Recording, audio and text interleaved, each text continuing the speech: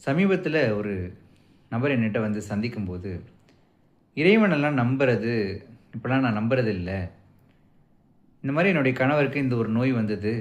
அதுக்கப்புறம் எனக்கு கடவுள் நம்பிக்கைன்றதே போயிடுச்சு அப்படின்னு சொல்லும்போது, நான் சொன்னேன், "கடவுள் நம்பிக்கைய விட்றாதீங்க.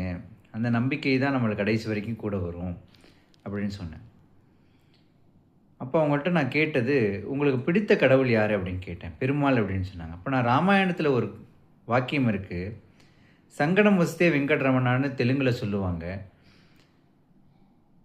கடைசியா குந்தி தேவிய பார்த்த கிருஷ்ணன், "அத்தை எல்லாம் நல்லபடியா முடிஞ்சிருச்சு. இனிமேல் உனக்கு கஷ்டமே கிடையாதுன்னு" கேட்கும்போது, குந்தி தேவி அவங்க கிருஷ்ணர பார்த்து, "இன்னும் எனக்கு கஷ்டங்கள குடு கிருஷ்ணா. அப்பதான் நான் உன்ன நெனச்சுக்கிட்டே இருப்பேன்" அப்படின்னு சொல்லுவாங்க. கடவுள நம்புறதுன்றது வந்து ஒரு அனுபவம். அது வந்து விவாதிக்கிறதுக்கோ, அது கடவுள் நம்பிக்கை இருக்கா இல்லையான்னு ஆராய்ச்சி செய்யறதுக்கோ அதில எதுவுமே இல்ல. அந்த அனுபவம் வந்து சிறந்தது. கடவுள் எல்லாமே நமக்கு குடுப்பாரு, குடுக்க மாட்டாரு. கடவுள் வந்து ஏற்றத்தாழ்வுகள் இல்லாத ஒரு வாழ்க்கையை அமைப்பாரு. இதெல்லாம் கிடையவே கிடையாது. எது கடவுள் குடுத்தாலும் ஏத்துக்கக்கூடிய மனசு இருக்கு இல்லையா? அது வந்து அத அடையிறது தான் கடவுளின் நிலை அடையக்கூடிய நிலை.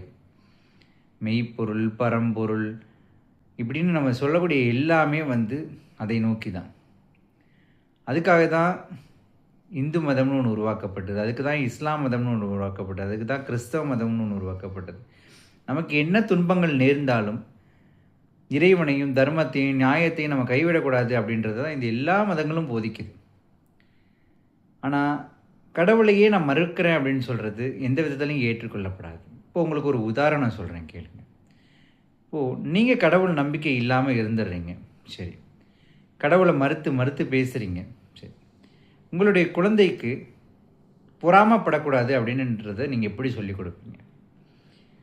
அந்த குழந்தை வந்து பொறாமப்படக்கூடாது. கடவுள் நம்பிக்கை இல்லன்றத நீங்க அந்த குழந்தைகிட்ட சொல்லிக் குடுத்துர்றீங்க முதல்ல.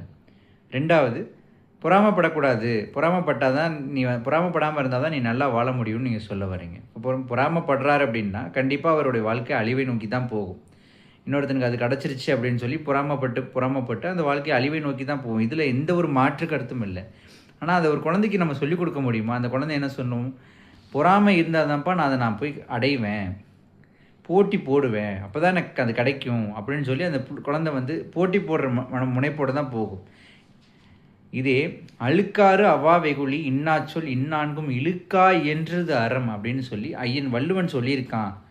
ஐயன் வள்ளுவன் வந்து இந்த இறைவனை அடையறதுக்கான வழியெல்லாம் நமக்கு சொல்றான் அப்படின்றத நீங்க உங்க குழந்தைக்கு சொல்லிக் குடுத்தீங்கன்னா, அந்த குழந்தைங்க ஐயன் வள்ளுவன மேலும் மேலும் படிக்கும். அது வந்து இறைவனை கொண்டு போய் அடையும். இறைவனை கொண்டு சேரும். இதுதான் வாழ்க்கை. இதுதான் அனுபவம். இறை அனுபவம் அப்படின்றது. அதனால இத ஆராய்ச்சி பண்றதுக்கோ, இல்ல விவாதம் பண்றதுக்கோ, இறைவன் இருக்கானா, இல்லையா இப்படின்னு பேசுறதுக்கோ எதுவுமே கிடையாது. இங்க உள்ள எல்லா ஏற்றத்தாழ்வுகளுக்கும் காரணம் இறைவன் தானா அப்படின்னு கேட்டீங்கன்னா, கண்டிப்பா இல்ல. அது இறைவனும் கிடையாது, பிராமணர்களும் கிடையாது, சனாதன தர்மமும் கிடையாது. இத பத்தி நீங்க முழுசா படிச்சு, தெரிஞ்சு, அதுக்கப்புறமாட்டி அத பத்தி பேசுறது தான் சரியா இருக்கும்.